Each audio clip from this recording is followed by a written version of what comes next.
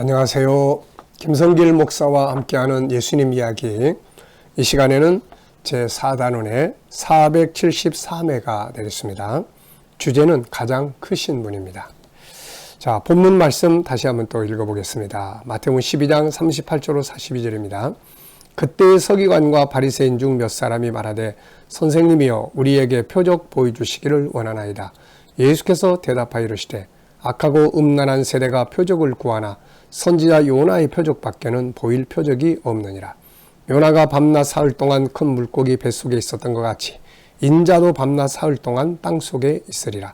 심판때에 니느웨 사람들이 일어나 이 세대 사람을 정죄하리니 이는 그들이 요나의 전도를 듣고 회개하였음이거니와 요나보다 더 큰 이가 여기 있으며 심판때에 남방여왕이 일어나 이 세대에 사람을 정죄하리니 이는 그가 솔로몬의 지혜로운 말을 들으려고 땅끝에서 왔음이거니와 솔로몬보다 더 큰 이가 여기에 있느니라.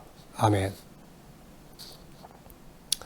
자, 예수님은 자기를 비판하고 대적하는 당시 사람들을 향해서 니느웨 사람들과 또 스바 여왕을 예로 드셨습니다. 그러면서 그들의 문제점을 지적하시고 그러면서 요나보다 더 크신 분, 또 솔로몬보다 더 큰 이가 바로 나다, 이런 말씀을 하셨습니다. 그래서 오늘 이 시간에는 가장 크신 분이라는 주제로 함께 나누려고 합니다. 주님은 세상의 그 어떤 존재보다 크시고 위대하신 분입니다. 이것을 아는 자들이 바로 복 있는 자들이죠. 제가 어려서부터 이렇게 배우고 익혔던 스승 목사님이 계셨습니다. 지금은 돌아가셨는데요.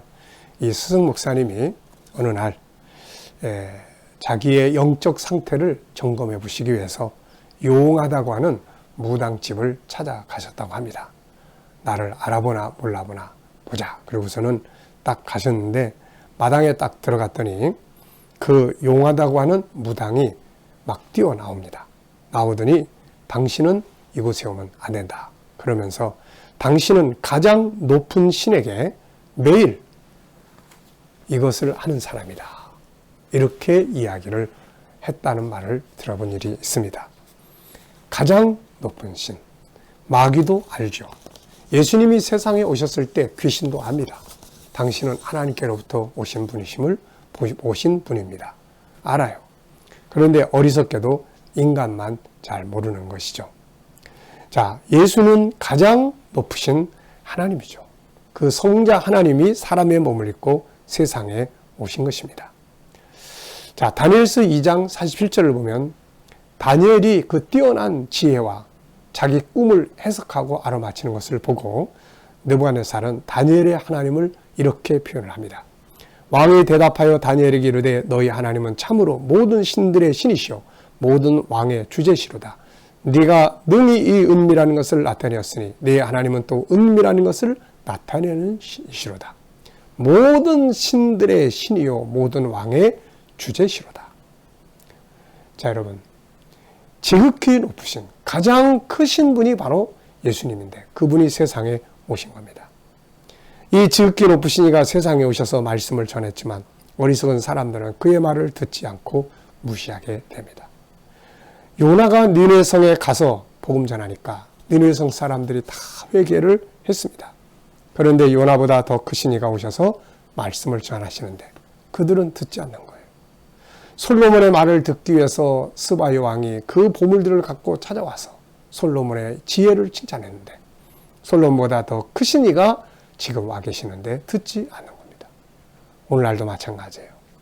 네, 오늘날도 많은 사람들이 예수 그리스도 그 위대하신 분을 알지 못하고 오히려 그분을 대적하고 또 믿는 자들조차도 그분의 가치를 잘 몰라서 세상에 가서 배우려고 하는데 그분한테 배우려고 하지 않는, 세상의 영웅들의 책은 읽어도 예수님의 책은 읽지 않는 어리석음을 범하고 있는 것입니다.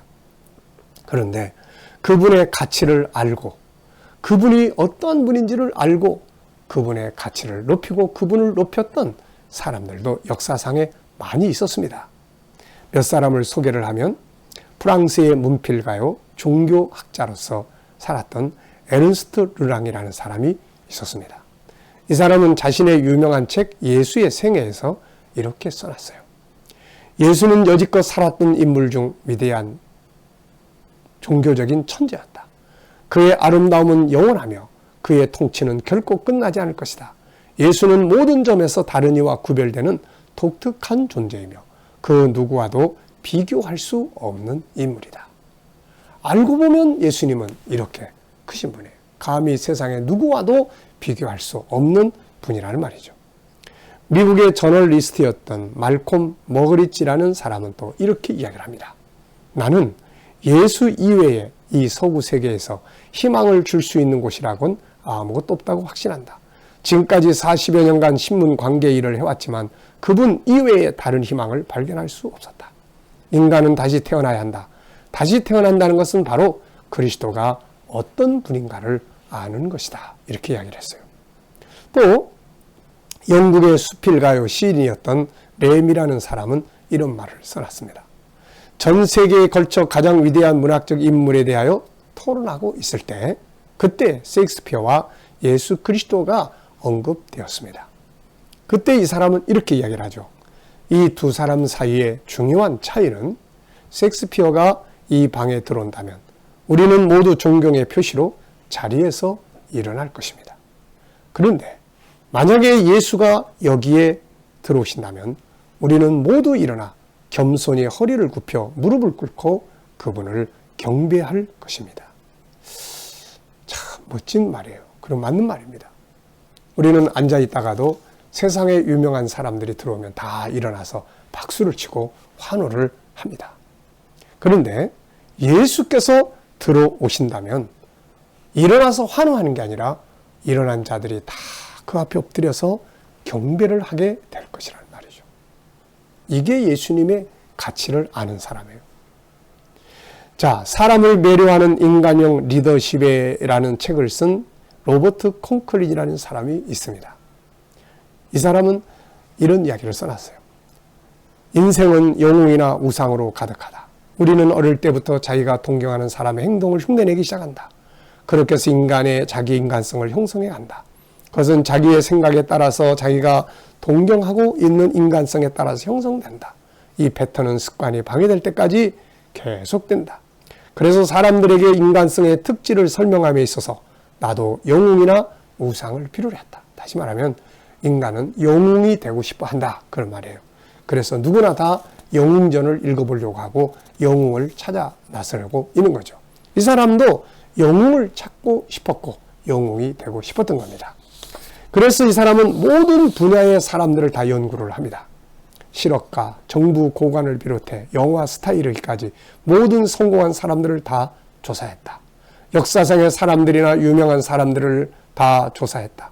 그리고 드디어 온전한 인물을 만났다. 아, 이 사람이다! 라고 하면 다시 안에 들어가 보면, 좀 더 깊이 들어가 보면 이 사람도 본받을 만한 것이 결국 없다고 하는, 결국 인간 냄새가 난다는 것을 발견하게 되었다는 것입니다. 그래서 세계의 영웅이라고 하는 사람을 열심히 연구를 해보면 아유, 뒤끝에 가보면 이 사람 아니야. 해밍웨이 같은 문학가, 얼마나 사람들이 많이 배우려고 합니다. 그러나 이 사람 마지막 끝은 자기 생명을 스스로 자살하는 것으로 끝나고 말죠. 세계의 영웅이라고 하는 사람들은 다 이렇게 안에 들어가 보면 인간 냄새가 나게 되는 거죠. 그래서 이 사람이 실망하고 실망하다가 어떤 책들을 보게 됐는데 루터 이런 사람들의 책을 읽게 됩니다. 그래서 그 속에서 한 인물을 소개하는 것을 보게 됐는데 그 인물이 바로 예수 그리스도였어요. 그런데 그 사람은 예수 그리스도를 발견하면서 그를 이렇게 써놨습니다.